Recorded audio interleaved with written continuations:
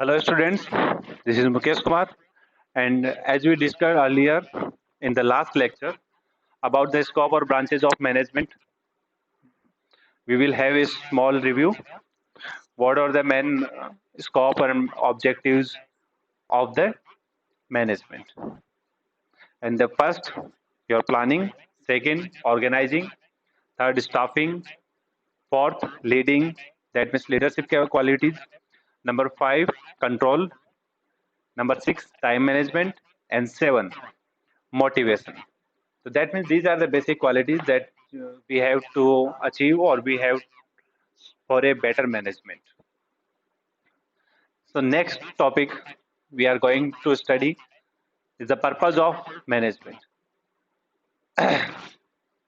If we are studying management, what is the purpose of management? Then it can be defined as the purpose of management is to serve customers. Yet, if one looks through most management books for a definition of management, 99.9% of the time the word customer will not be mentioned. This is astonishing because serving customers in order to obtain a profit is the crux of every business organization. Equally, remiss is the fact that most definitions of management neatly filter out service in their descriptions of management. That means आप purpose of management की अगर बात करते हैं तो purpose of management क्या है? आपके कस्टमर्स को सर्व करना।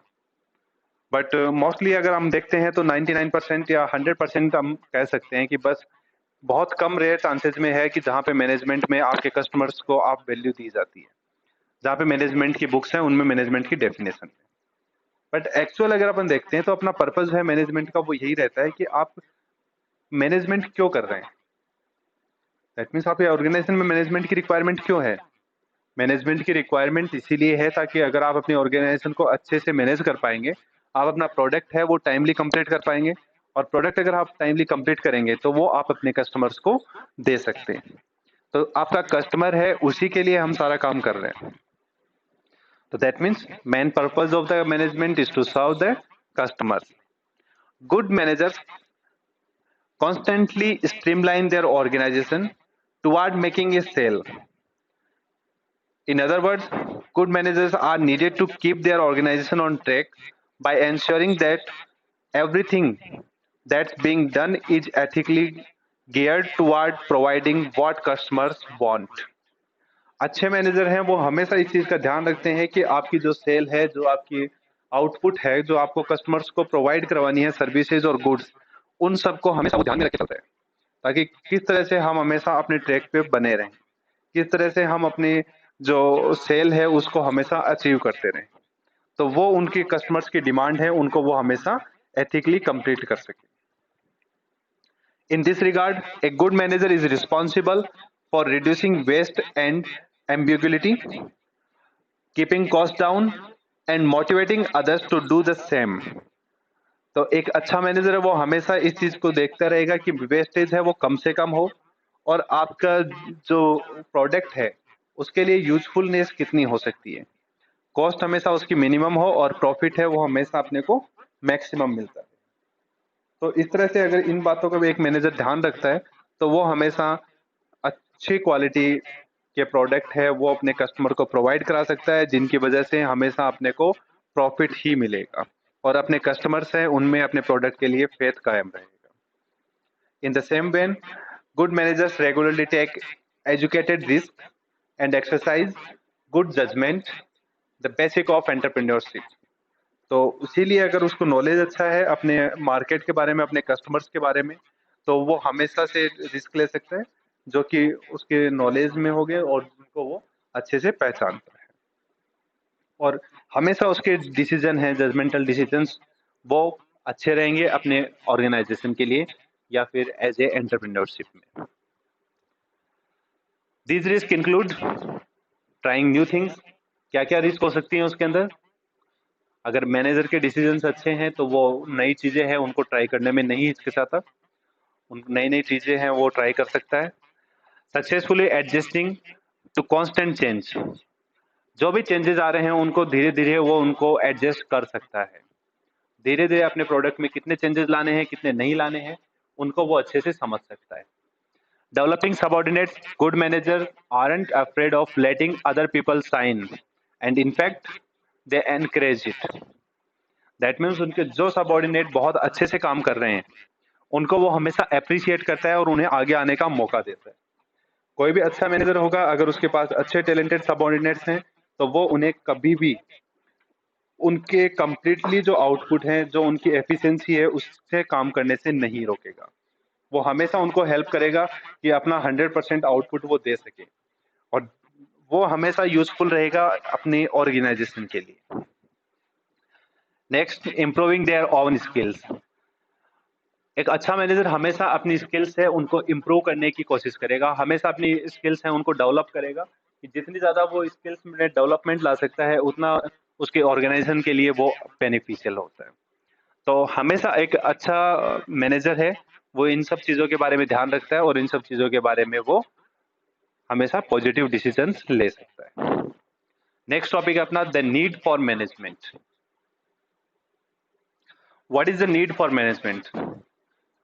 Management in all business and organizational activities is the act of getting people together to accomplish desired goals and objectives using available resources efficiently and effectively. हर ऑर्गेनाइजेशन या business के अंदर आपका मैनेजमेंट है वो लोगों को एक साथ मिलकर सारे के सारे जो गोल्स हैं उनके या ऑब्जेक्टिव्स हैं उनको अचीव करने में किसके साथ जो आपके अवेलेबल रिसोर्सेज हैं उनको यूज करके इफेक्टिवली और एफिशिएंटली बहुत अच्छे से और बहुत एफिशिएंसी के साथ, दैट मीन्स जितने ज्यादा आउटपुट अपने को उससे मिल सकता है उसके साथ अगर अपन यूज करके और अपने गोल्स हैं उनको अचीव करते हैं तो वही एक आपका क्या है मैनेजमेंट है, वही आपके मैनेजमेंट की नीड है।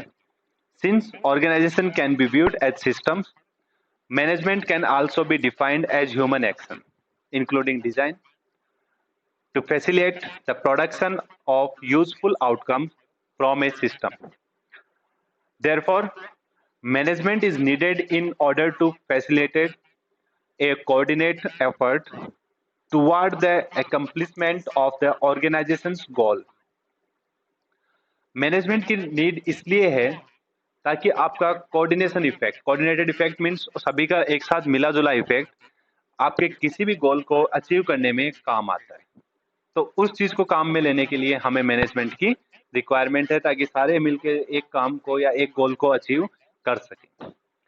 Since most managers are responsible for more work than one person can normally perform, a good manager delegates and integrates his or her work or the work of others. Most managers are responsible for work than one person can normally perform. Mostly एक manager है वो अपने employ से subordinate से जितना वो काम कर सकते हैं उससे ज्यादा वो काम करवाने के लिए रेस्पॉन्सिबल भी रहता है और वो करता भी है। एक अच्छा मैनेजर है वो अपने काम को इंटीग्रेट करता है, दैट मीन्स वो छोटे छोटे काम को जोड़ के हर एक वर्कर के काम को जोड़ के और एक बड़े काम को अचीव करने की एबिलिटी रखता है। A manager does this by acting as a clear channel of communication within the business that he or she serves. कैसे करता है? क्योंकि उसका एक क्लियर चैनल ऑफ कम्युनिकेशन होता है, सभी के साथ एक प्रॉपर वे ऑफ कम्युनिकेशन रहता है, एक इंफॉर्मेशन शेयरिंग सिस्टम रहता है जिसके थ्रू वो सभी से इंफॉर्मेशन ले भी सकता है और इंफॉर्मेशन दे भी सकता है। तो अगर उसका सिस्टम है वो क्लियर है तो दैट मीन्स उसको सारी चीजें हैं वो इजीली पता चलती रहेंगी और वो अपने काम में जो भी डिसीजंस लेने हैं जो उनके ऑर्गेनाइजेशन के लिए बेनिफिशियल होते हैं वो डिसीजन वो इजीली ले सकते हैं।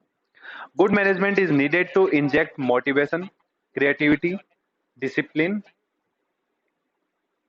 and enthusiasm into area in which they either don't exist or they are not necessarily wanted. एक अच्छा मैनेजमेंट है उसकी नीड होती है अपने एम्प्लॉयज में या अपनी ऑर्गेनाइजेशन में मोटिवेशन को क्रिएट करना, मोटिवेशन देना, क्रिएटिविटी इंक्रीज करना, डिसिप्लिन बनाए रखना और उत्साहित करना अपने एम्प्लॉयज को, ताकि वो अपना काम है वो बहुत ज्यादा मोटिवेशन के साथ, बहुत ज्यादा एंथुसियाज्म के साथ कर सकें। into area in which they either don't exist or they are not necessarily wanted। ऐसे काम में भी जो वो नहीं कर रहे हैं और या उन एरियाज में वो काम नहीं कर सकते या वो करना नहीं चाहते हैं, तो उनमें भी एक अच्छा मैनेजमेंट है वो उनसे काम करवा सकता है। The various functions of management are classified as, अभी जैसे आपको लास्ट टॉपिक पे डिस्कस किया था, क्या क्या है various function? Planning, organising, staffing, leading या directing, controlling or monitoring, and motivation, and also time management. Management is also responsible for the formation and implementation of business policies and strategy। जैसा कि आपको बताया कि मैनेजमेंट है वो काफी चीजों के लिए रेस्पॉन्सिबल होता है। इन सबके अलावा planning, organising, staffing and controlling के अलावा उसके जो भी आपको पॉलिसीज बनानी है बिजनेस की, उनके लिए भी मैनेजमेंट है वो रिस्पॉन्सिबल है। या आपको कोई अपने बिजनेस के लिए स्ट्रेटेजीज फॉलो करनी है, उनके लिए भी आपका मैनेजमेंट है वही रेस्पॉन्सिबल रहेगा। तो this is sufficient for lecture second and hope it is all clear. Thank you so much.